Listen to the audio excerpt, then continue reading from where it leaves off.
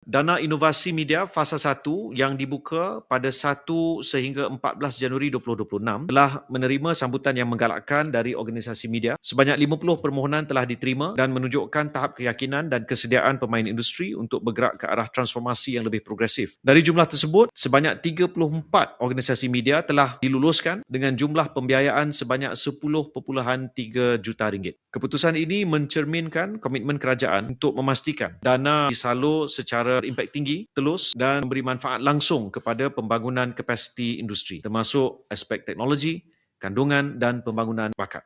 Dalam masa yang sama, permohonan bagi Fasa 2 yang telah dibuka antara 9 hingga 22 Februari turut menunjukkan momentum positif dengan penyertaan 19 organisasi media, manakala Fasa 3 akan dibuka pada Ahad ini 1 hari bulan Mac sehingga 14 hari bulan Mac. Perkembangan ini memperlihat kesungguhan pemain industri untuk terus berinovasi serta menyesuaikan model perniagaan mereka dengan keperluan dan realiti perniagaan semasa.